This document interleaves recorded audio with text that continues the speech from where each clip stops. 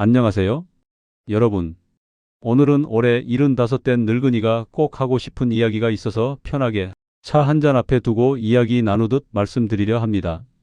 딱딱한 강의나 훈계가 아닌 우리네 인생 이야기를 함께 나누는 시간이 되었으면 좋겠습니다. 이것이 사람을 웃기기도 하고 울리기도 하고 그러더군요. 딱 75 살아보니 결국 돈이다. 이 말 한 번쯤은 들어보셨을 겁니다. 아마 젊은 시절에는 이 말이 참 속물적으로 들렸을 겁니다. 저도 그랬으니까요. 돈보다 중요한 게 얼마나 많은데, 사랑도 있고 우정도 있고 건강도 있는데 무슨 돈이 전부냐고 생각했습니다. 돈 타령하는 사람들을 보면 저 사람은 참 속물이구나 하는 생각까지 했었죠.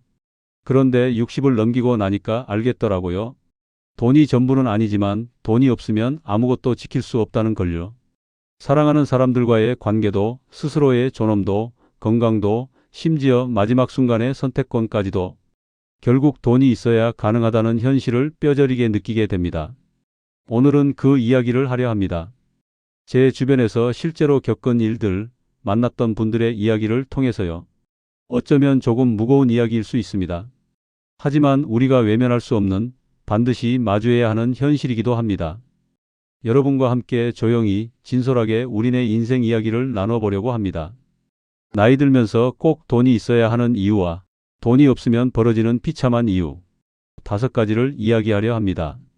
여러분 영상 끝까지 보시면 편안한 노후 보내시는 방법이 보이실 겁니다. 영상 시작하기 전에 구독, 좋아요 한 번씩만 부탁드립니다. 자, 그럼 영상 시작합니다. 첫 번째 이유, 병원 문턱이 높아지는 순간입니다. 작년 겨울이었습니다. 눈이 제법 많이 내리던 날이었죠. 아파트 현관에서 경비로 일하시는 박 아저씨를 만났습니다. 올해 69, 평생 성실하게 일하며 사신 분이었습니다. 항상 환하게 웃으시며 주민들을 맞이하시는 분이었는데 그날따라 표정이 많이 어두우셨습니다. 그런데 그분이 요즘 많이 힘들어 보이시더라고요. 걸음걸이도 예전 같지 않고 뭔가 마음에 짐을 지고 계신 것처럼 보였습니다. 걱정이 되어서 물어봤더니 부인이 작년부터 무릎이 아프다고 하신답니다. 계단 오르내리기도 힘들고 장 보러 가는 것도 힘들어 하신다고요. 심지어 집 안에서 걷는 것도 고통스럽다고 하셨습니다. 병원 가보시지 그러세요. 요즘 의학이 발달해서 무릎은 잘 고친다던데요. 제가 그렇게 말씀드렸더니 박 아저씨가 쓴웃음을 지으시더라고요. 그 표정이 지금도 잊혀지지 않습니다. 가봤죠. 가봤고 말고요. 큰 병원, 작은 병원 다 가봤어요. 의사가 하는 말이 다 똑같아요. 인공관절 수술 받으라는데 한쪽에 300만 원이래요. 양쪽 다 하면 600만 원. 거기에 재활 치료비까지 합치면 800만 원은 좋게 넘어갈 거라고 하더라고요. 그 돈이 어디 있어요. 평생 모은 돈도 아이들 뒷바라지하고 집 장만하느라 다 썼는데. 그래서 부인은 진통제만 먹고 계신답니다. 아프면 참고 또 참고. 부인은 매일 아침 일어날 때마다 아이고 소리가 절로 나온다고 합니다. 화장실 가는 것도, 부엌에서 밥하는 것도 모든 게 고통이라고 하셨습니다.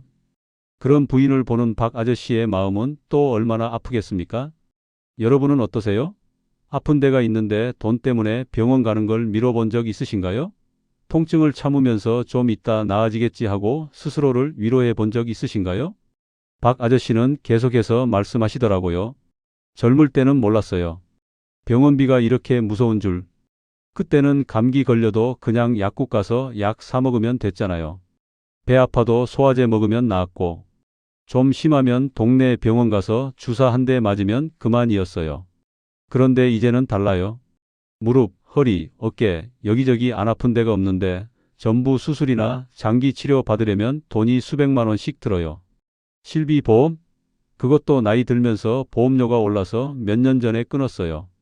더 가슴 아픈 건 돈이 없어서 치료를 못 받으니까 몸이 더 안 좋아진다는 겁니다.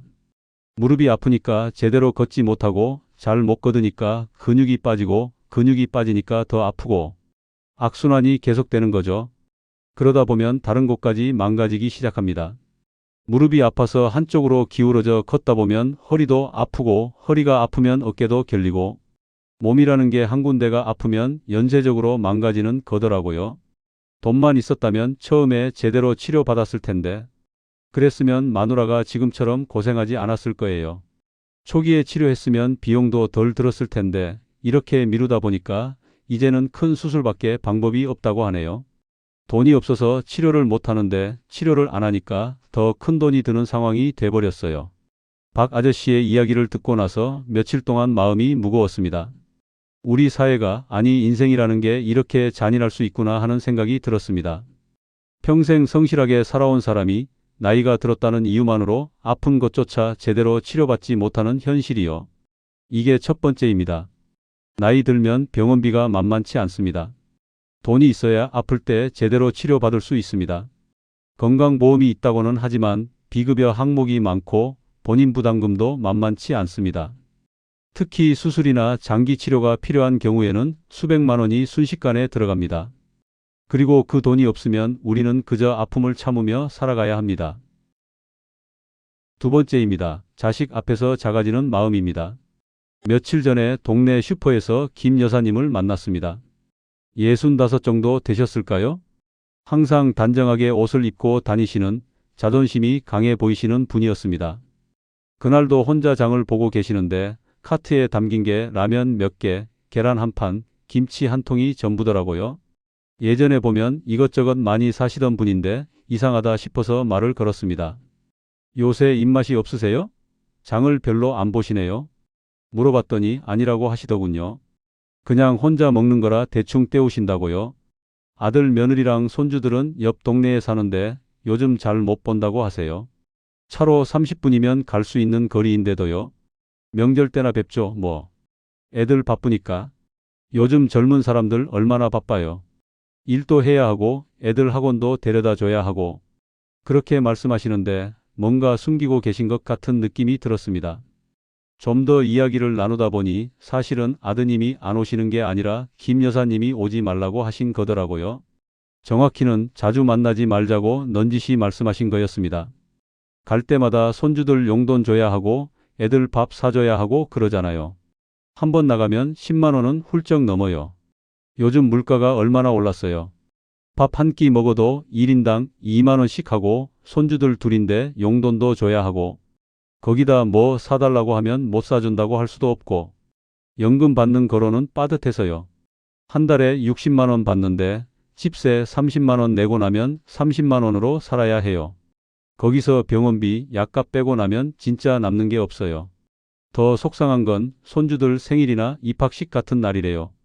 다른 할머니들은 용돈도 주고 선물도 사주는데 자기는 그럴 형편이 안 되니까 아예 안 가신다는 겁니다. 손주 생일에 할머니가 안 간다는 게 말이 됩니까? 하지만 김 여사님의 형편에서는 그게 최선의 선택이었던 겁니다. 차라리 안 가는 게 낫죠. 빈손으로 갈 수도 없고 그렇다고 돈 없다고 말할 수도 없고 손주들 앞에서 할머니 돈 없어서 선물 못 샀어 할 수는 없잖아요. 그게 얼마나 창피한데요. 그냥 몸이 안 좋다고 바쁘다고 핑계대고 안 가요. 그리고 나중에 용돈 조금 붙여요. 10,000원, 20,000원. 그게 제가 할 수 있는 전부예요. 여러분은 어떠세요? 자식들 만날 때 돈 걱정해 보신 적 있으신가요? 사랑하는 손주들을 보고 싶은데 돈 때문에 망설여 본 적 있으신가요? 김 여사님은 계속 말씀하셨습니다. 한번 말문이 트이니까 평소에 하지 못했던 이야기들이 쏟아져 나오는 것 같았습니다. 젊을 때는 자식들한테 다 해줬어요. 학원비, 대학 등록금, 결혼 자금까지. 아들 결혼시킬 때 집도 마련해줬어요. 그때는 내가 해줄 수 있어서 행복했는데 지금은 거꾸로 됐네요. 이제는 내가 자식들한테 손 벌릴 처지도 아니고 그렇다고 뭘 해줄 수도 없고 명절에 떡값 10만 원 주는 것도 부담스러워요. 그 돈이면 나는 한 달을 살 수 있거든요. 가장 슬픈 건 자식들을 사랑하는데 돈 때문에 만나기가 부담스럽다는 겁니다. 함께 밥 먹자고 하면 누가 낼까 걱정되고 백화점 같은 데 가자고 하면 뭘 사달라고 할까봐 미리 걱정되고 용돈 달라고 하면 그건 정말 마음이 찢어진다고 하시더라고요. 주고 싶은데 줄 수가 없는 그 마음이요. 며느리가 가끔 전화해요. 어머니, 우리 집에 밥 먹으러 오세요 하는데 저는 그게 부담스러워요. 빈손으로 갈 수도 없고 뭐라도 사 들고 가야 하는데 그것도 부담이고 그래서 바빠서 못 가겠다고 해요. 며느리가 서운해하는 거 알아요. 근데 어떡해요? 가면 더 미안하고 초라해지는데 김 여사님은 또 이런 말씀도 하셨습니다. 돈이 있으면 떳떳하잖아요. 손주들 용돈도 마음껏 주고 애들 밥도 사주고 명절 때 용돈도 넉넉하게 주고 그러면 자식들도 편하게 찾아오고 나도 기분 좋게 맞이할 수 있고 그런데 지금은 그냥 조용히 살아요. 자식들한테 폐 끼치지 않게 부담 주지 않게 그게 제가 할 수 있는 전부예요. 이야기를 듣는 내내 가슴이 아팠습니다. 평생 자식을 위해 헌신하며 살아온 분이 이제는 그 자식들을 만나는 것조차 부담스러워하는 현실이요. 이게 정상입니까? 이게 우리가 바라던 노년입니까? 이게 두 번째입니다. 돈이 없으면 자식 앞에서도 당당하지 못합니다. 사랑하는데도 거리가 생깁니다. 보고 싶어도 만나지 못합니다. 주고 싶어도 줄 수 없습니다. 그리고 그 모든 것들이 관계를 서서히 망가뜨립니다. 세 번째입니다. 하고 싶은 게 있어도 못하는 일상입니다. 우리 아파트 경로당에 자주 가시는 최 할아버지가 계십니다. 72인데 아주 활동적이신 분이에요. 키도 크시고 목소리도 우렁차고 눈빛도 젊은 사람 못지않게 반짝반짝 하십니다. 젊을 때 산악회 활동도 하시고 사진 찍는 것도 좋아하시고 여행도 많이 다니셨대요. 퇴직 전에는 전국 곳곳을 다니시면서 사진도 찍고 산도 오르셨다고 합니다. 그런데 요즘은 경로당에만 계세요. 아침에 나가서 저녁 때 들어오실 정도로 하루 종일 거기 계십니다. 이상하다 싶어서 물어봤더니 할 게 없다고 하시더라고요. 예전 산악회 친구들은 아직도 등산 다녀요. 한 달에 한 번씩 지리산도 가고 설악산도 가고 북한산도 가고 계절마다 다른 산에 올라요. 나도 가고 싶은데 회비가 한 번에 10만 원씩 들어요. 교통비, 숙박비, 식비 다 포함해서요. 그걸 매달 내기가 버거워서 작년에 나왔어요. 친구들이 형편이 어려우면 우리가 보태줄게 했는데 그게 한두 번이지 계속 그럴 수는 없잖아요. 사진 동호회도 나오셨대요. 좋은 카메라 있어야 하고 출사 갈 때마다 비용이 들고 사진 현상하고 액자 만드는 것도 돈이고 취미생활이라는 게 다 돈이 드는 거더라고요. 경로당은 공짜잖아요. 커피도 마시고 사람들도 만나고 TV도 보고 그냥 여기서 시간 보내죠. 뭐 나쁘지 않아요. 따뜻하고 사람들도 있고. 그런데 표정을 보니까 행복해 보이지 않으시더라고요. 그저 시간을 때우고 계실 뿐이었습니다. 여러분은 어떠세요? 하고 싶은 거 있는데 돈 때문에 포기한 적 있으신가요? 젊을 때 하고 싶었던 것들, 나이 들어서 하려고 했던 것들을 돈 때문에 접어둔 적 있으신가요? 최 할아버지가 이런 말씀을 하시더라고요. 이 나이에 뭐가 필요하겠어요. 밥 먹고 잠자고 그냥 하루하루 사는 거지. 욕심 부리면 안 되죠. 그런데 말이에요. 가끔 TV에서 여행 프로그램 보면 부럽더라고요. 나도 저기 가보고 싶은데 그냥 TV로 보는 걸로 만족해야죠. 책에서 보는 걸로 만족하고 사진으로 보는 걸로 만족하고. 제일 안타까운 게 뭔지 아세요? 시간은 있는데 돈이 없다는 겁니다. 젊을 때는 돈은 있었는데 시간이 없었고 지금은 시간은 있는데 돈이 없어요. 아이러니하죠.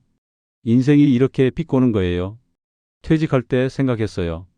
이제 내 시간이니까 실컷 놀아야지. 못 가본 데도 가보고 못 해본 것도 해보고 못 먹어본 것도 먹어보고 버킷리스트도 만들었어요. 근데 막상 퇴직하니까 돈이 문제더라고요. 연금으로는 생활비도 빠듯한데 취미생활까지는 못하겠어요. 버킷리스트는 서랍 속에 그대로 있어요. 최 할아버지는 요즘 경로당에서 화투 치고 TV 보고 낮잠 자고 그냥 시간을 보내신답니다. 가끔 도서관 가서 책도 보시고요. 그게 전부입니다. 60대, 70대면 아직 건강한데 할 수 있는 게 많은데 그저 시간만 흘려보내고 계신 거예요. 친구들이 산에서 찍은 사진 단톡방에 올리면 나는 그냥 좋아요 누르고 끝이에요. 부럽다는 말도 안 해요. 그러면 또 다음에 같이 가자 할까봐. 나는 못 가잖아요. 돈이 없으니까. 그래서 그냥 조용히 있어요. 이게 세 번째입니다. 돈이 없으면 하고 싶은 걸 못합니다. 시간만 축내며 살게 됩니다. 꿈도 목표도 즐거움도 없이 그저 하루하루를 버티며 살게 됩니다. 이게 정말 우리가 바라던 노년일까요? 네 번째입니다. 친구들과 멀어지는 거리입니다. 동네 찜질방에서 만난 이 아저씨 이야기입니다. 66, 평생 친구들과 돈독하게 지내신 분이에요. 고등학교 동창들이 15명 정도 되는데 한 달에 한 번씩 만나서 저녁 먹고 술도 한잔하고 그랬대요. 30년 넘게 그렇게 만났다고 합니다. 누가 아프면 병문안 가고 누가 경사 있으면 축하해주고 가족처럼 지냈던 사이였습니다. 그런데 작년부터 안 나가신대요. 정확히는 1년 반 정도 됐다고 하시더라고요. 한 번 나가면 식대에 술값에 2차까지 가면 1인당 5만 원은 들어요. 요즘 물가가 얼마나 올랐어요. 고깃집 가면 1인당 3만 원, 거기서 소주 몇 병 먹으면 또 1만 원 추가, 2차 가면 또 1만 원 추가. 그리고 친구 중에 생일 있으면 10만 원씩 보태서 선물 사주고, 누가 아프면 문병비 모으고, 누가 경조사 있으면 또 돈 내고. 한 달에 10만 원으로는 안 돼요. 20만 원은 써야 해요. 처음에는 친구들이 이해해 줬대요. 형편이 어려우면 그냥 나와, 우리가 낼게. 친구끼리 그까짓 밥값 가지고 뭐가 문제야. 그런데 이 아저씨는 그게 더 싫으셨대요. 그게 뭐 얻어먹는 거잖아요. 신세 지는 거고. 한두 번이야 고맙지만 계속 그럴 수는 없어요. 자존심도 있고 체면도 있고 친구들한테 매번 얻어먹을 수는 없잖아요. 그게 정말 싫더라고요. 차라리 안 나가는 게 나아요. 그래서 아예 안 나가신대요. 핑계대고 바쁘다고 하고 약속 잡아도 적당히 피하고. 처음에는 친구들이 계속 연락했대요. 야, 왜 안 나와? 무슨 일 있어? 하지만 계속 거절하니까 이제는 연락도 뜸해졌답니다. 친구들 소식은 단톡방에서 봐요. 누가 또 모였네, 여행 갔네, 골프 쳤네. 사진 보면 다들 즐거워 보여요. 나도 끼고 싶은데 돈이 없으니까요. 단톡방에서 다음 달에 제주도 가자 하면 나는 그냥 보기만 해요. 참가 버튼 누를 수가 없어요. 여러분도 비슷한 경험 있으시죠? 친구들 만나고 싶은데 돈 때문에 못 만나본 적? 초대받았는데 돈 걱정 때문에 거절한 적? 이 아저씨가 이런 말씀을 하시더라고요. 젊을 때는 우리가 뭐 그렇게 돈 쓰면서 놀았나? 포장마차에서 소주 한잔하면 됐지. 3,000원짜리 소주 두어 병에 안주 10,000원어치 시켜서 밤새 떠들고 그랬어요. 그런데 이제는 다들 형편이 나아지니까 좋은 데 가자고 하고 좋은 술 마시자고 하고 골프 치러 가자고 하고 나만 뒤처진 느낌이에요. 나만 가난한 것 같고 나만 형편없는 것 같고 더 슬픈 건 시간이 지나면서 연락이 정말 뜸해진다는 겁니다. 친구들도 처음에는 계속 불러주는데 계속 안 나가니까 이제는 아예 안 부르는 거예요. 단톡방에서도 답장을 잘 안 하니까 이제는 중요한 얘기도 나한테는 안 하더랍니다. 작년 내 생일 때 친구들이 깜짝 파티 해준다고 연락 왔어요. 너 그날 시간 비워놔, 우리가 준비할게 하더라고요. 그런데 나는 갈 수가 없었어요. 가면 또 신세 지는 거잖아요. 친구들이 밥값 다 낼 거고 선물도 준비했을 텐데 나는 그 친구들한테 뭘 해줄 수가 없어요. 그래서 그냥 아프다고 핑계대고 안 갔죠. 그게 참 쓸쓸하더라고요. 친구들이 날 위해 준비했는데 나는 돈 때문에 못 간 거예요. 이 아저씨는 지금 거의 집에만 계신답니다. 가끔 혼자 동네 산책하고 도서관 가고 그게 전부래요. 친구들과는 명절 때나 문자 한 통 주고받는 사이가 되어버렸다고 합니다. 평생 쌓아온 우정이 돈 때문에 무너지는 거예요. 친구들이 나쁜 게 아니에요. 나를 배척하는 것도 아니고 그냥 내가 스스로 물러난 거죠. 돈 때문에. 가슴이 아파요, 정말. 이게 네 번째입니다. 돈이 없으면 친구들과도 멀어집니다. 평생 쌓은 우정도 무너집니다. 함께 웃고 떠들던 사람들과 점점 멀어지고 결국 혼자가 됩니다. 외로움 속에서 살게 됩니다. 다섯 번째입니다. 갑자기 닥친 일에 대처할 수 없는 무력함입니다. 마지막 이야기입니다. 우리 아파트 사시는 정할머니 얘기인데요. 이게 제일 가슴 아팠습니다. 정할머니는 69이시고 혼자 사세요. 남편은 5년 전에 암으로 돌아가시고 아들 하나 있는데 지방에 살아요. 부산에 직장이 있어서 왕래가 쉽지 않답니다. 작년 여름에 큰일이 났습니다. 장마 때 비가 엄청 왔잖아요. 그때 정할머니 집 화장실 천장에서 물이 새기 시작했대요. 위층 배관이 터진 거였어요. 처음에는 뚝뚝 떨어지는 정도였는데 점점 심해져서 나중에는 물이 콸콸 쏟아졌다고 합니다. 처음에는 조금만 샜어요. 양동이 받쳐놓고 관리사무소에 연락했죠. 관리소장이 와서 보더니 위층 배관이 오래돼서 터진 거래요. 그런데 수리하려면 배관 전체를 갈아야 한대요. 비용이 300만 원. 깜짝 놀랐죠. 300만 원이라니. 위층 집주인과 상의해서 반반 부담하기로 했답니다. 위층에서 150만 원, 정할머니도 150만 원. 그런데 그 돈이 없으셨대요. 연금으로 생활비 쓰고 나면 남는 게 없어요. 한 달에 70만 원 받는데 집세가 40만 원이에요.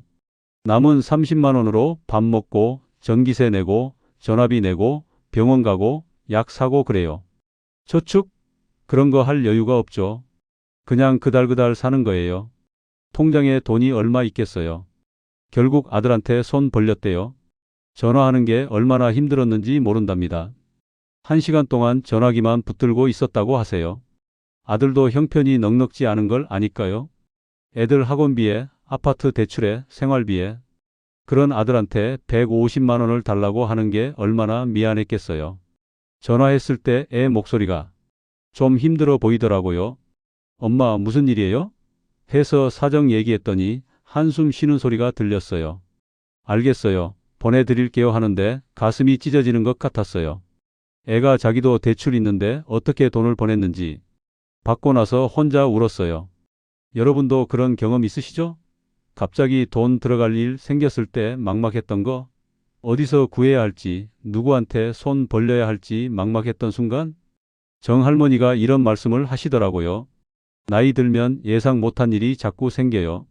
갑자기 치과 가야 되고, 안경 바꿔야 되고, 집 고쳐야 되고, 가전제품 고장 나고. 작년에는 냉장고가 고장 났어요. 수리비가 20만 원. 올해는 보일러가 말썽이에요. 또 돈 들어갈 일이 생긴 거죠.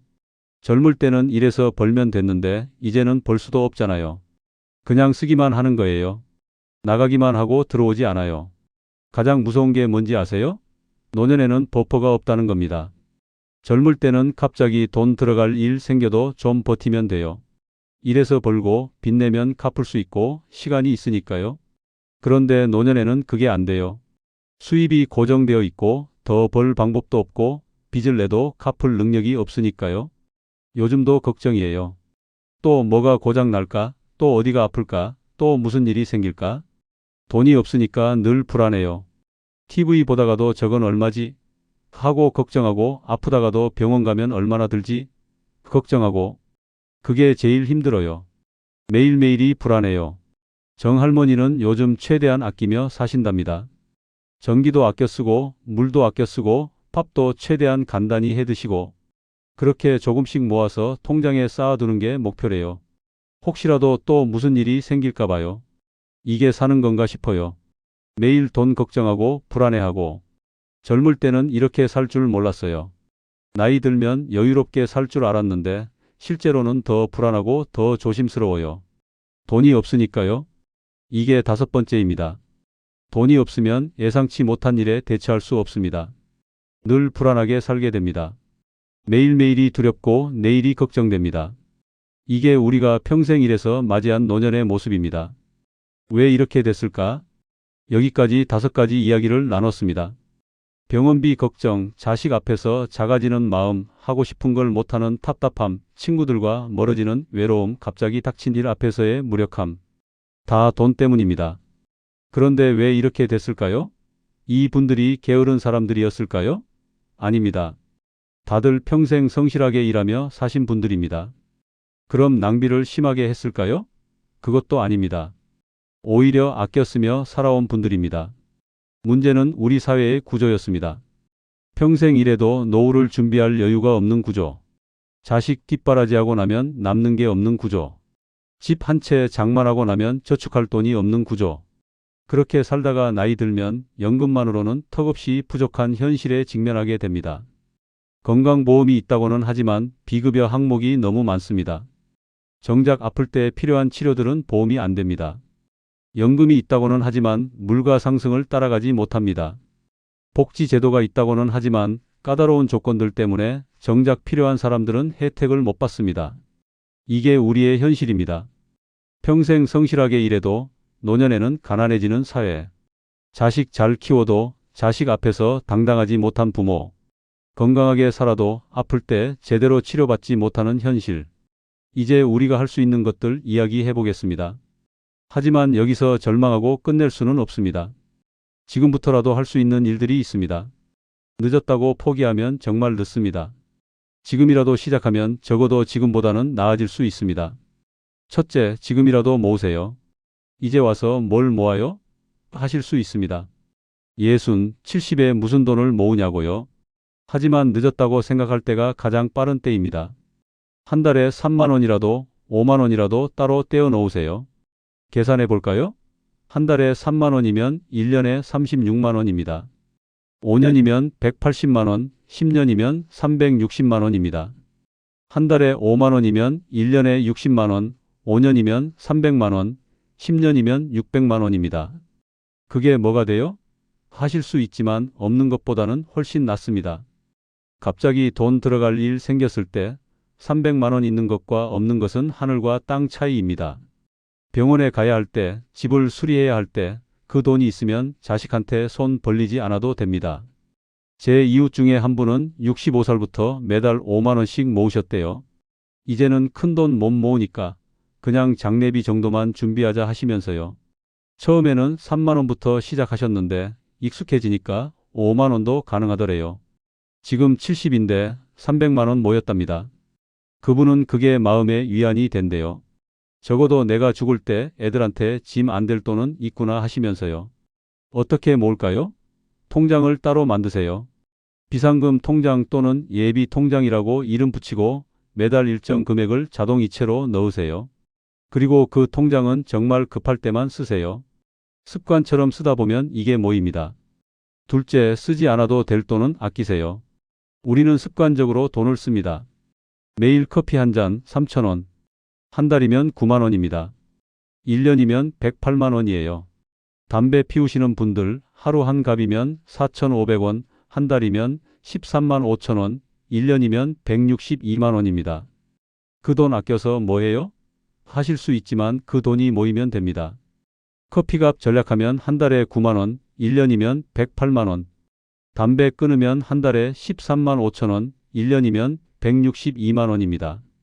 둘 다 하면 1년에 270만 원이 모입니다. 제 아는 할아버지 한 분은 70에 담배를 끊으셨어요. 이제 돈도 아깝고 건강도 챙겨야 해서 하시면서요. 처음 한 달은 정말 힘들었대요. 하지만 참고 또 참으니까 되더래요. 그렇게 아낀 돈을 모아서 1년에 한 번씩 자식들 외식 사주신답니다.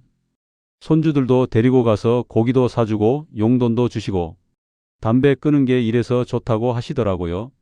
또 뭘 아낄 수 있을까요? 외식을 줄이세요.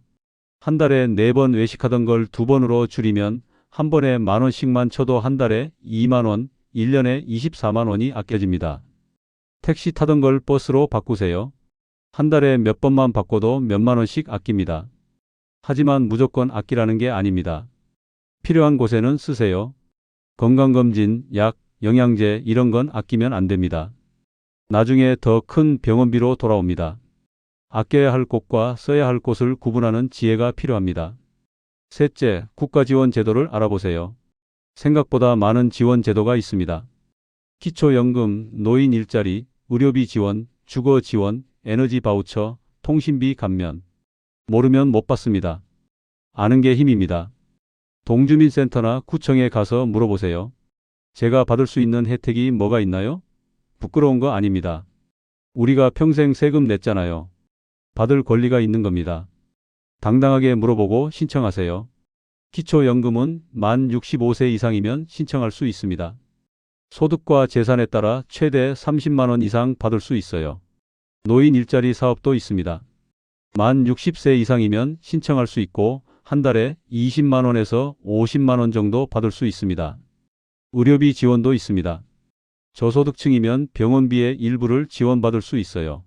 주거 지원도 있습니다. 집세가 부담되면 주거급여를 신청할 수 있고 집 수리가 필요하면 주택개보수 지원을 받을 수 있습니다. 제 이웃 중 한 분은 70에 동주민센터 갔다가 기초연금 신청하셨대요. 몰랐던 거예요. 그런 게 있는 줄. 신청하고 2달 후부터 한 달에 30만 원 넘게 나온답니다. 진작 알았으면 좋았을걸. 몇 년 동안 못 받은 게 아까워요 라고 하시더라고요. 인터넷에 폭지로라는 사이트가 있습니다. 거기 가면 내가 받을 수 있는 복지 혜택을 확인할 수 있어요. 주민센터에 가기 전에 미리 확인해 보세요. 그리고 필요한 서류를 준비해서 가면 한 번에 처리할 수 있습니다. 넷째, 작은 일이라도 하세요. 70이 넘어도 할 수 있는 일이 있습니다. 경비, 청소, 주방 보조, 택배 분류, 주차 관리, 돌봄 서비스. 힘들 수 있지만 한 달에 50만 원이라도 벌면 생활이 훨씬 나아집니다. 이 나이에 무슨 일을 해요? 하실 수 있지만 집에만 있으면 돈은 계속 나가기만 합니다. 조금이라도 벌면 적어도 현상 유지는 됩니다. 그리고 일을 하면 건강에도 좋습니다. 움직이고 사람 만나고 정신적으로도 활력이 생깁니다. 제가 아는 한 할머니는 68배 아파트 청소 일을 시작하셨어요. 집에만 있으니까 우울하고 돈도 필요하고 해서요. 처음에는 힘들었대요. 아침 6시에 일어나서 일하러 가는 게 쉽지 않았답니다. 하지만 적응하니까 괜찮더래요. 지금 72인데 아직도 일하세요. 돈도 벌고 건강도 챙기고 사람들도 만나고 일석삼조라고 하십니다. 노인 일자리 사업도 활용하세요. 주민센터나 노인복지관에 가면 신청할 수 있어요. 공공근로, 재능 나눔, 시장형 사업 등 다양한 프로그램이 있습니다. 급여는 많지 않지만 규칙적으로 받을 수 있고 4대 보험도 적용됩니다. 일을 선택할 때는 무리하지 마세요. 내 체력과 건강 상태를 고려해서 선택하세요. 돈을 많이 버는 것도 중요하지만 건강을 해치면서까지 할 필요는 없습니다. 적당한 시간, 적당한 강도의 일을 찾으세요. 다섯째, 자식들과 솔직하게 대화하세요. 부모 자식 간에 돈 얘기 꺼내기 어렵습니다. 특히 우리 세대는 더 그렇죠. 하지만 피할 수 없는 얘기입니다. 지금 형편이 어떤지, 앞으로 어떻게 살 계획인지 자식들에게 이야기하세요. 나는 이만큼 있고 이렇게 살 계획이야. 너희한테 부담 주고 싶지 않아. 대신 정말 내가 못 움직이게 되거나 큰일이 생기면 그때 도와줘. 이렇게 얘기하면 자식들도 준비할 수 있습니다. 그리고 오히려 마음이 편해집니다. 제 친구 어머니는 65에 자식들 모아놓고 말씀하셨대요. 나는 연금이 이만큼 있고 저축이 이만큼 있어. 건강도 괜찮고. 그러니까 당분간은 걱정 마. 혼자 잘 살 수 있어. 대신 내가 정말 못 움직이게 되면 그때는 도와줘. 요양원 갈 수도 있고 간병인 쓸 수도 있을 텐데 그때 의논하자. 자식들이 그 얘기 듣고 오히려 마음이 편해졌답니다. 어머니가 스스로 준비하고 계시다는 걸 알게 됐으니까요. 반대로 자식들에게 도움이 필요할 때도 솔직하게 얘기하세요. 무조건 참는 게 능사가 아닙니다. 요즘 좀 힘들다. 병원비가 좀 들어가는데 가능하면 조금만 도와줄 수 있니? 이렇게 구체적으로 얘기하세요. 자식들도 어른입니다. 이해할 겁니다. 하지만 자식에게 의존하려고 하지는 마세요. 도움을 받되 기대지는 마세요. 자식들도 자기 삶이 있고 자기 가족이 있습니다. 그들의 부담이 되지 않는 선에서 도움을 요청하고 최대한 스스로 해결하려는 자세가 필요합니다. 마음가짐도 중요합니다. 돈도 중요하지만 마음가짐도 중요합니다. 가난해도 비굴하지 않을 수 있고 부자가 아니어도 행복할 수 있습니다. 첫째, 비교하지 마세요. 남들이 잘 사는 것 같아 보여도 그 사람도 그 사람 나름의 고민이 있습니다. TV에 나오는 화려한 노년, SNS에 올라오는 멋진 여행 사진들, 그런 거에 주눅 들지 마세요. 내 삶은 내 삶입니다. 둘째, 작은 것에 감사하세요. 오늘 밥 먹을 수 있고 잠잘 곳이 있고 아침에 눈을 뜰 수 있다는 것, 이게 다 감사한 일입니다. 당연한 게 아닙니다. 셋째, 관계를 소중히 하세요. 돈이 없어서 친구를 못 만나더라도 전화나 문자로 안부는 나눌 수 있습니다. 집에 초대해서 라면이라도 끓여 먹을 수 있습니다. 돈이 있어야만 관계를 유지할 수 있는 건 아닙니다. 넷째, 건강을 챙기세요. 건강이 최고의 재산입니다. 산책하고 운동하고 잘 먹고 잘 자세요. 병원비 아끼는 가장 좋은 방법은 아프지 않는 겁니다. 다섯째, 배우고 즐기세요. 돈이 없어도 할 수 있는 게 많습니다. 도서관에서 책 읽고 공원에서 산책하고 무료 강좌 들으러 가고 경로당에서 새로운 취미를 배우세요. 인생은 여전히 살만합니다. 현실을 직시하되 절망하지는 맙시다. 여기까지 긴 이야기를 했습니다. 어쩌면 무겁고 우울한 이야기였을지도 모릅니다. 하지만 이게 현실입니다. 우리가 외면할 수 없는, 마주해야 하는 현실이죠. 박 아저씨의 부인은 여전히 무릎 통증을 참으며 살고 계십니다. 김 여사님은 여전히 손주들을 마음껏 만나지 못하고 계십니다. 최 할아버지는 여전히 경로당에서 시간을 보내고 계십니다. 이 아저씨는 여전히 친구들과 멀어진 채 살고 계십니다. 정 할머니는 여전히 다음 달을 걱정하며 살고 계십니다. 이게 현실입니다. 우리 주변에 어쩌면 우리 자신의 모습일 수도 있는 현실입니다. 하지만 여기서 중요한 건 이들이 여전히 살아가고 계시다는 겁니다. 힘들지만 포기하지 않고 어렵지만 방법을 찾으며 외롭지만 끝까지 버티며 살아가고 계십니다. 박 아저씨는 부인을 위해 매일 아침 무릎 마사지를 해드린답니다. 병원 치료는 못 받아도 할 수 있는 걸 하는 거죠. 김 여사님은 손주들 사진을 폰 배경화면으로 해놓고 매일 보며 그리움을 달래신답니다. 최 할아버지는 경로당에서 만난 친구들과 새로운 추억을 만들고 계십니다. 이 아저씨는 혼자 산책하며 사색하는 시간이 나쁘지 않다고 하십니다. 정 할머니는 조금씩 모은 돈으로 작은 안정감을 느끼신답니다. 완벽하지 않아도 괜찮습니다. 부족해도 괜찮습니다. 중요한 건 포기하지 않는 거예요. 오늘보다 내일이 조금이라도 나아지도록 노력하는 거예요. 우리 사회가 바뀌어야 합니다. 개인의 노력도 중요하지만 우리 사회의 시스템도 바뀌어야 합니다. 평생 일해도 노후를 준비할 수 없는 구조, 아파도 제대로 치료받지 못하는 의료 시스템, 턱없이 부족한 연금, 복잡하고 까다로운 복지제도. 이런 것들이 바뀌어야 합니다. 기초연금을 더 올려야 합니다. 지금의 30만 원으로는 생활하기 힘듭니다.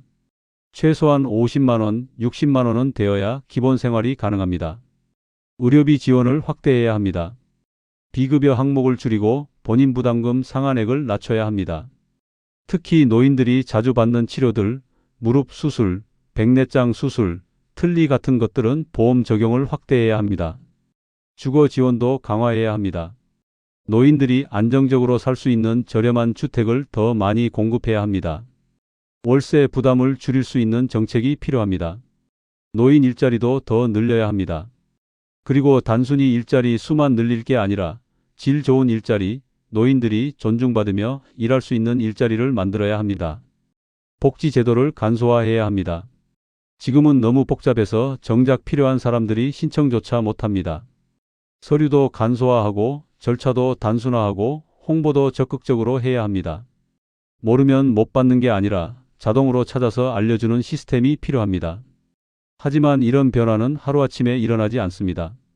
우리가 목소리를 내야 합니다. 투표할 때 노인 복지 정책을 보고 투표하세요. 지역 국회의원에게 민원을 넣으세요. SNS에 글을 올리세요. 우리가 침묵하면 아무것도 바뀌지 않습니다. 젊은 세대에게 드리는 당부. 이 글을 읽는 분 중에 아직 젊은 분들도 계실 겁니다. 30대, 40대, 50대. 아직 노년이 멀게 느껴지는 분들. 여러분께 당부드립니다. 지금부터 준비하세요. 노후 준비는 빨리 시작할수록 좋습니다. 20대부터 시작하면 가장 좋고 30대라도 늦지 않았고 40대도 아직 할 수 있습니다. 50대라면 더욱 서두르세요. 연금에 가입하세요. 국민연금은 물론이고 개인연금도 하나쯤 들어두세요. 한 달에 10만 원, 20만 원씩이라도 꾸준히 넣으면 20년, 30년 후에 큰 돈이 됩니다. 저축도 하세요. 비상금 통장을 만들어서 매달 일정 금액을 넣으세요. 월급의 10%만이라도 따로 떼어 놓으세요. 보험도 준비하세요. 실비보험은 필수입니다.